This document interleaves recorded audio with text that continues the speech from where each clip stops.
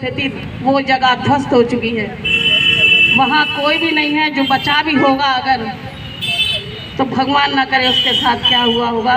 ऐसी घटना कभी किसी के साथ ना दे, इन्हीं कामनाओं के साथ। और मैं संगठन से उस बच्चे का स्वागत करूंगी और यही चाहूँगी कि अपने देश में ही बढ़ो और आगे बढ़ो, अपने समाज का और अपने माता पिता का नाम रोशन करो।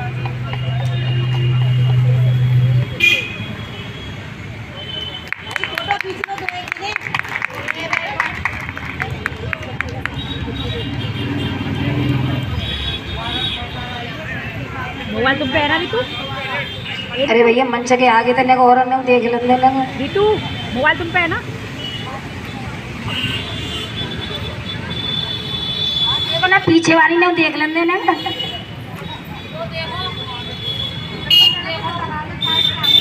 आगे खड़ी है गई है ना सब, ये देख लो।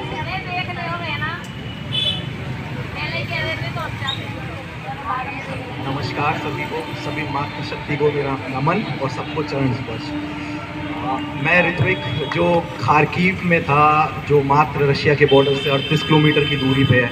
मेरी यूनिवर्सिटी वहाँ से 40 किलोमीटर की दूरी पे होगी और मेरा फ्लैट भी यूनिवर्सिटी के पास ही। सबसे पहले 23 तारीख को धमाका होता है रात के 5 बजे, जिसमें पूरी बिल्डिंग हिल जाती है, कांच वाँच सब वाइब्रेट करने लगते हैं। हमें पहले से नोटिफिकेशन था कि अगर कोई धमाका वगैरह हो तो आप नज़दीकी बंकर्स में जाइएगा। तो मेरे घर के पास मेट्रो स्टेशन था जो अंडरग्राउंड करीब 100 फीट होगा, हम लोग उसमें गए थे।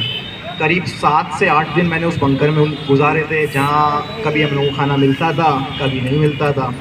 कभी कभार बंकर के गेट खुलते थे तो हम फ्लैट चले जाते थे, खाना वगैरह बना लेते थे। तो आधा खाना बन पाता था, जिस दिन दाल बन गई उस दिन ब्रेड वगैरह मांग ली, या जिस दिन रोटी बन गई उस दिन कुछ सब्जी अचार वगैरह मांग लिया। और जिस दिन खाना नहीं होता तो उस दिन हमारे पास चिप्स वगैरह, कोल्ड ड्रिंक वगैरह, थोड़ा पैक्ड आइटम्स वगैरह थे, उससे काम चलाया।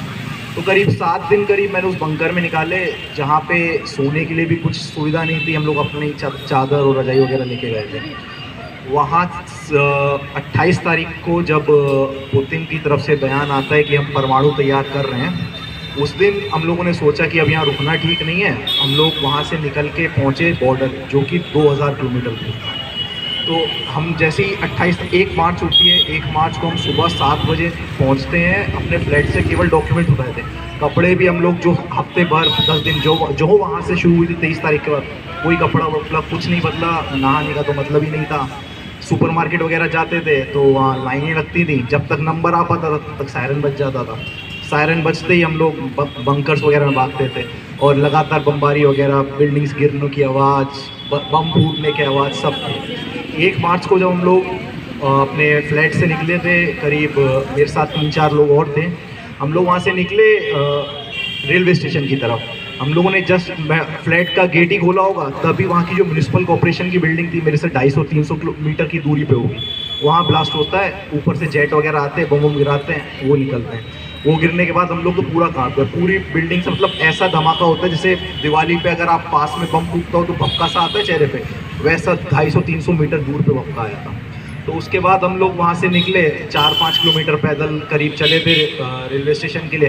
बीच में हम लोग को कुछ लोग अच्छे थे, उन्होंने लिफ्ट वगैरह दे दी।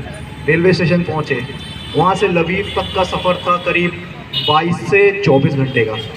उसमें जगह थी नहीं ट्रेन में टीटी को पैसे वैसे दे के चढ़े, पूरे खड़े रहे हम लोग, बैठने के लिए भी जगह नहीं है। टीटी ने पहले हम लोग को बाथरूम वगैरह में डाला, वहाँ बैठे रहे 5-6 घंटे, वहीं खड़े रहे। एक वॉशरूम आपको पता है कितना बड़ा होता है ट्रेन का, उसमें 4 लोग थे और कुछ लगेज, जिसमें लगेज भी कुछ नहीं, सबके डॉक्यूमेंट्स और बैग्स वगैरह थे। उसके बाद हम लोग करीब 15 घंटे लॉबी में खड़े रहे। तो कुछ 22-23 घंटे का सफ़र पूरा करके हम लवीव पहुँचे। अब वहाँ से हम लोगों को बॉर्डर के लिए जाना था, तो ट्रेन वगैरह कुछ नहीं थी, बस वगैरह थी, उसमें सीट्स नहीं थी। तो हम लोगों ने करीब मेरे साथ 8 बंदे थे और हम लोगों ने 31 सीटर बस करी, जिसके और बंदे सब जुगाड़ किए वहाँ पे जो जाना चाहते थे उस बॉर्डर, हंगरी बॉर्डर पे। वहाँ से हम लोग चौल के लिए निकले, तो वहाँ पे तिरंगे की असली ताकत हमें पता चली। हमने अपने बस के आगे लगाया तिरंगा का झंडा, कुछ मेरे साथियों ने हाथ से बनाए हुए थे, वो विंडो सीट्स पे लगाए गए। जहाँ पे जब तिरंगा लगा तो करीब 4 से 5 चेक पॉइंट्स ऐसे आए जहाँ पे यूक्रेनियन आदमी थे। उन लोगों ने हमें पूछा कि कहाँ से हो, हम लोगों ने बोला इंडिया से हैं। तो हमारा ना पासपोर्ट चेक हुआ ना कुछ हुआ, सीधे केवल तिरंगे की शक्ति की वजह से हम लोग बॉर्डर पे पहुंचे। वहाँ से हम लोगों ने हंगरी बॉर्डर के लिए ट्रेन करी। वहाँ पे भी सबको पहले यूक्रेनियंस को घुसाया जा रहा था, उसके बाद लेडीज़ और फीमेल्स वगैरह को पहले जाने दिया जा रहा था। हम लोगों को 4-5 घंटे वहाँ पे भी खड़ा रहना पड़ा। फिर नंबर आया तो हम लोग बॉर्डर पार किए। उसके बाद बॉर्डर पार करने के बाद हमें एम्बेसी की मदद मिली। बॉर्डर पार करके हम लोग को ट्रेन मिली करीब 7 घंटे की। तो ये 1 मार्च से चलते चलते 3 मार्च हो गई थी।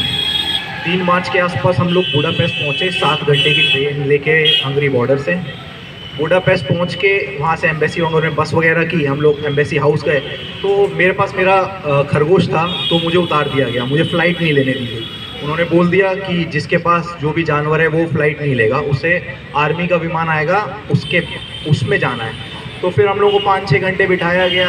आर्मी का विमान होपफुली आ गया था उसी दिन शाम में। तब हम आर्मी के विमान से करीब 9 से 10 घंटे की फ़्लाइट से लेके हंडन एयरपोर्ट पहुँचे। तो लगभग 4 दिन लगे मुझे अपने शहर से निकल के यहाँ शहर आने में। यहाँ शहर आके तो सब कुछ बराबर नॉर्मल ही था। बाकी मोदी जी का बहुत धन्यवाद, उन लोगों ने सारे बच्चों को निकाला। बस बाकी अभी जो मेरा साथी था नितिन करके, उसका शव और आ रहा है। अब उसके घर वाले बहुत परेशान हैं। वो मेरे साथ कहीं पढ़ा हुआ है, मेरे साथ ही पढ़ता था, हम लोग साथ ही बैठते थे। बेटा किस चीज़ की पढ़ाई? अलीगढ़ का नहीं है, बेंगलोर का है, साउथ का। तो वो वहीं पे बमबारी में 1 तारीख को 28 तारीख को ख़त्म हुआ था। उसका शव लाने की तैयारी चल रही है। अब मोदी जी का धन्यवाद, सभी का धन्यवाद। भैया आप क्या करोगे? यहाँ पे आए